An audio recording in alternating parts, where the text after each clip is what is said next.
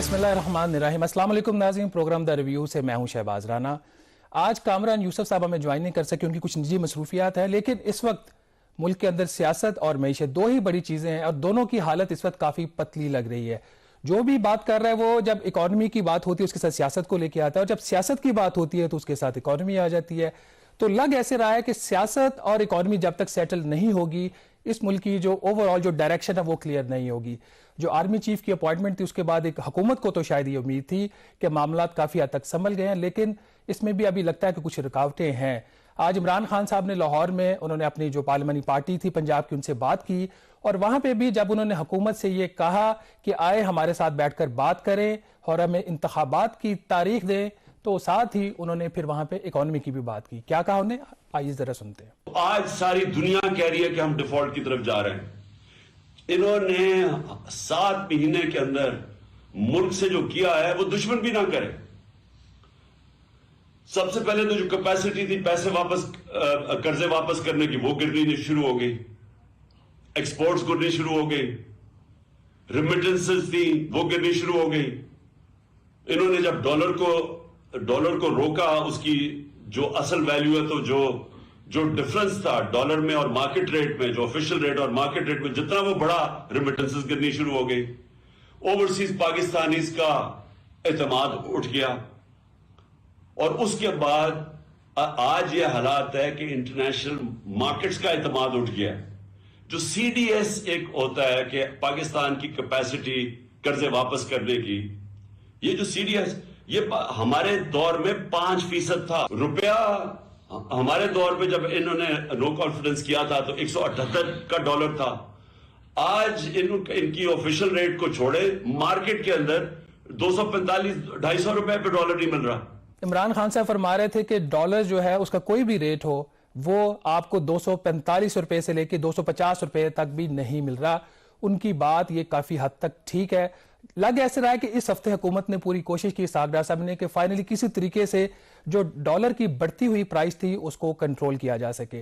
तो 2-3 दिन तो ऐसे लग रहा था कि जैसे डॉलर का कोई बाटा रेट चल रहा है 223 रुपए कुछ पैसे के ऊपर। ये इसके बावजूद है कि गैर मुल्की ज़र मुबादला के जो ज़खायर हैं उसमें काफ़ी तेज़ी से कमी आ रही है और सूरत हाल काफ़ी कशीदा लग रही है। आज सऊदी अरब और स्टेट बैंक ऑफ पाकिस्तान ने एक मुआहदे के ऊपर दस्तखत भी किए, जो उसके तहत पाकिस्तान ने जो 3 अरब डॉलर का सऊदी अरब का कर्जा इसी महीने वापस करना था उसमें मजीद तोसी कर दी गई है। लेकिन ये कोई नई बात नहीं है, ये इसके ऊपर अनाउंसमेंट पहले ही आ चुकी है। आज इसको एक प्रैक्टिकली एक एग्रीमेंट की शेप में सामने लाया गया है। सूरत हाल इस वक्त यह है कि जब तक पाकिस्तान और IMF के प्रोग्राम के ऊपर क्लैरिटी नहीं आएगी, पाकिस्तान के दिवालिया होने की जो बातें हैं वो चलती रहेंगी। इसमें कितनी सदाकत है कितनी नहीं है, इसके ऊपर आज प्रोग्राम में डिटेल में हम डिस्कस भी करेंगे। लेकिन इस हफ्ते का आगाज हुआ 28 दिसंबर को पाकिस्तान और IMF की एक मुलाकात हुई, वर्चुअल मुलाकात थी। कोई बाकायदा मीटिंग जो 9th रिव्यू की है IMF के साथ वो अभी तक शुरू नहीं हो सकी। एक IMF ने बयान जारी किया था, उसे तासुर ये मिला कि शायद पाकिस्तान और IMF के दरमियान जो 9वें मुज़ाकरात है उसके रिव्यू के वो स्टार्ट हो गए, वो नहीं हो सके। वो बयान क्या था वो मैं थोड़ा सा पढ़ देता हूं ताकि क्लैरिटी है, जो फिर हम आपको बताएंगे कि IMF की पाकिस्तान के साथ जो मामला था वो क्यों आगे नहीं बढ़ रहे। जो एस्टर पेरेज है IMF की रेजिडेंट रेप, उन्होंने ये बयान नाज़रीन जारी किया।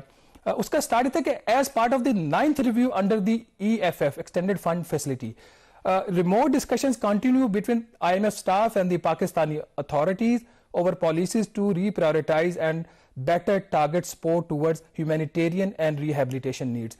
इस बयान से एक तासुर शायद ये मिला कि पाकिस्तान और IMF के दरमियान जो मुज़ाकरात रुके हुए हैं 9th रिव्यू के लिए, वो जो कि पाकिस्तान के लिए इंतहाई ज़रूरी है, वो शुरू हो चुके हैं। ऐसा नहीं हुआ।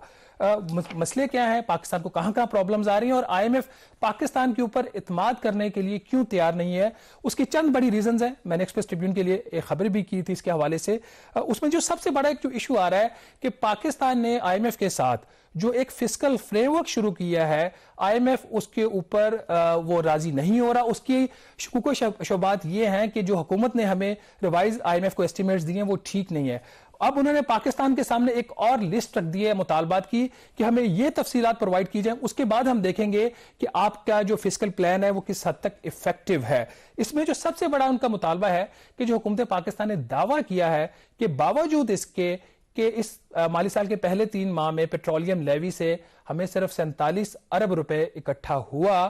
ہم ابھی بھی 800 ارب روپے اکٹھا کر لیں گے اس مالی سال میں. یہ دعویٰ کس حد تک سچ ہے؟ آئی ایم ایف کو اس کے اوپر بالکل بھی اعتبار نہیں ہے, اور اس کا جو اندازہ ہے آپ اس بات سے لگا لیجئے کہ آئی ایم ایف نے پاکستان کو کہا ہے کہ وہ جولائی 2022 سے لے کر جون 2023 تک منتھ وائز جو ہے وہ آئی ایم ایف کو تفصیلات فراہم کرے گے, کس مہینے میں وہ کتنی پروجیکشن ہے ان کی پیٹرولیم لیوی کی, اور اس کے ساتھ ہی پاکستان میں جو پیٹرولیم مصنوعات کی جو کھپت ہے وہ کتنی ہے. تو اگر آپ موٹا موٹا کوئی ایسٹیمیٹ لگا لیں, کوئی نمبرز اتنے پازیٹیو نہیں ہے. ہم کل آپ کو ڈیٹیل میں بتائیں گے کہ باوجود اس کے کہ اسحاق ڈار صاحب نے اس ہفتے پیٹرولیم لیوی جو ہے ڈیزل کے اوپر اس میں تقریباً 12.5 روپے فی لیٹر مزید اضافہ کر کے اس کو 25 روپے فی لیٹر کر دیا, اور پیٹرول کے اوپر تو جو لیوی وہ پہلے ہی 50 روپے ہے. کتنے پیسے اکٹھے ہوں گے اس کی ہم ہیڈ وائز آپ کو کل تفصیلات دیں گے. لیکن یہ ایک سب سے بڑی چیز ہے جو کہ اس وقت ایک رکاوٹ بنی ہوئی ہے. اور دوسرا مسئلہ یہ آ گیا ہے کہ حکومت پاکستان نے جو پاکستان کے مالی حالات ہیں اس کے باوجود تقریباً 145 ارب روپے کی ایکسپورٹرز کو سبسڈی دی ہے. اس کی بھی تفصیلات آئی ایم ایف نے مانگی ہیں, اور اس کے اوپر بھی آئی ایم ایف کچھ سیٹسفائی نہیں ہے. میرا گھر میرا پاکستان ایک سکیم تھی سابق وزیر اعظم عمران خان صاحب کی, اس کے کوئی 20 ارب روپے کے جو سبسڈی کے ایسٹیمیٹس ہیں وہ حکومت نے دیے ہیں آئی ایم ایف کو. آئی ایم ایف کے اس کے اوپر بھی کچھ تحفظات ہیں, اور انہوں نے جو اس کے جو ایلیجیبل بینیفیشریز ہیں اس کی بھی حکومت سے لسٹ مانگ لی ہے. کچھ دن پہلے حکومت نے جو یوریا پاکستان میں فروخت ہوتی ہے امپورٹڈ, اور جو پاکستان میں یوریا بنتی ہے اس کو جو ایل این جی گیس فراہم کی جاتی ہے اس کے اوپر سبسڈی دی ہے 48 ارب روپیہ. اس کی بھی تفصیلات جو ہے وہ آئی ایم ایف نے پاکستان سے مانگ لی. آپ یہاں پہ ایک چیز نوٹ کر رہے ہوں گے کہ جس قسم کی ڈیٹیلز مانگی جائیں گی بڑی مائکرو ڈیٹیلز ہیں, اور یہ ایک بہت بڑا ایشو ہے کہ آئی ایم ایف کس حد تک پاکستان کے اوپر اعتبار کر رہا ہے یا نہیں کر رہا. یہ جو آئی ایم ایف کی طرف سے ڈیمانڈز آ رہی ہیں اس سے آپ کو پتہ چلتا ہے. اس کے ساتھ انہوں نے یہ بھی حکومت سے مطالبہ کیا ہے کہ جو پبلک سیکٹر ڈیولپمنٹ پروگرام ہے, جو ترقیاتی بجٹ ہے آپ نے وفاق نے رکھا تھا, اس میں کچھ منصوبے حکومت نے ختم کر دیے تھے کولیشن گورنمنٹ نے. اب اس میں سے کچھ پروجیکٹس کو حکومت نے ریوائیو کر دیا ہے. اس جو پروجیکٹ جن کو ریوائیو کیا گیا ہے اس کی بھی جو ایک لسٹ ہے وہ آئی ایم ایف نے مانگ لیا پاکستان سے. اس کے ساتھ ہی صوبوں کے ساتھ بھی جو پاکستان کے اور آئی ایم ایف کے معاملات ہیں جس میں صوبوں کا ایک بہت اہم رول ہوتا ہے, انہوں نے کیش سرپلس دینا ہوتا ہے. اور یہ آپ کو کیش سرپلس کی جب بات آتی ہے تو آپ کو ایک ہسٹوریکل آڈیو کال جو ایک لیک ہوئی تھی شوکت ترین صاحب جو سابق وزیر خزانہ ہیں اور جو کے پی کے فائنانس منسٹر تیمور سلیم جگڑا صاحب ان کے درمیان, تو وہاں سے آپ کو اندازہ ہو جاتا ہے کہ اس کی کتنی اہمیت ہے. تو آئی ایم ایف نے پاکستان سے وہ تفصیلات بھی مانگی ہیں کہ جو فلڈز آئے ہیں اس کے بعد صوبوں کے جو اپنے بجٹس ہیں ترقیاتی اس پہ کتنا امپیکٹ آئے گا, اور اس کی وجہ سے جو پاکستان اور آئی ایم ایف کا پروگرام ہے اس کے اوپر کتنی امپلیکیشنز آ رہی ہیں. یہ تفصیلات ہم آپ کو اس لیے آج بتا رہے ہیں تاکہ آپ کو یہ کلیئرٹی آ جائے کہ کیوں پاکستان اور آئی ایم ایف کے جو مذاکرات ہیں وہ آگے نہیں بڑھ رہے. اس کے ساتھ ہی آئی ایم ایف نے پاکستان سے کہا ہے کہ جو ریونیو صوبوں کا اور اس کی جو سپینڈنگ پلانز ہیں وہ بھی شیئر کیے جائیں. اور یہ کیوں کہا جا رہا ہے؟ کیونکہ اس سال کا جو ریوائز آئی ایم ایف کے ساتھ ہمارا پروگرام تھا اس میں ہم نے بجٹ سرپلس جو قرضوں کے اوپر سود کی ادائیگی ہے اس کے بعد جو باقی پیسہ بجٹ ہے کوئی 154 ارب روپے کا ہم نے بجٹ سرپلس شو کرنا ہے. سیلاب کے بعد حکومت کا ابھی بھی دعویٰ ہے کہ 154 ارب تو شاید نہیں, لیکن پھر بھی ہم کوئی 14 ارب روپے کا سرپلس دکھائیں گے. لیکن جو میرے ذرائع بتا رہے ہیں کہ انفارملی انٹرنلی جو ہماری جو اسیسمنٹس ہیں یہ کوئی 2.8% of the G D P یہ ڈیفیسٹ ہوگا, مطلب کوئی 24 سے 2500 ارب روپے کا یہ خسارہ ہوگا. اور یہی اسیسمنٹ جو ہے وہ ورلڈ بینک کی ہے. اس کی وجہ سے پاکستان اور آئی ایم ایف کے جو مذاکرات ہیں وہ ابھی تک شروع نہیں ہو پا رہے. جو لاسٹ میٹنگ ہوئی تھی ناظرین اس میں جو ایک بہت بڑا فیکٹر تھا وہ یہ بھی تھا کہ ہمارے جو پاکستانی حکام تھے ان کی طرف سے یہ ایک چیز آئی ایم ایف کے اوپر انہوں نے انسسٹ کیا کہ آپ صرف اس حد تک پاکستان سے بات کریں جس حد تک آپ کو جو 9th ریویو کی ریکوائرمنٹس ہیں جو کہ پیریڈ بنتا ہے جولائی سپٹمبر 2022 کا. جو 9واں ریویو ہے وہ کمپلیٹ ہوگا تو پاکستان کو 1.2 ارب ڈالر کی قرضے کی قسط ملے گی. لیکن آئی ایم ایف ابھی بھی اس چیز پہ اصرار کر رہا ہے کہ آئی ایم ایف کو وہ تمام چیزیں چاہیے جس سے آئی ایم ایف کے سامنے جو فسکل فریم ورک ہے وہ پورا کلیئر ہو جائے. تو معاملات ابھی بھی اٹکے ہوئے ہیں اور کچھ ایسا لگ نہیں رہا کہ جو چیزیں ہیں وہ پروگریس اس میں ہوگی. اور اس ساری صورتحال کے اندر ہو کیا رہا ہے, جو پاکستان کے غیر ملکی زر مبادلہ کے ذخائر کے ریزروز ہیں وہ مسلسل نیچے گر رہے ہیں.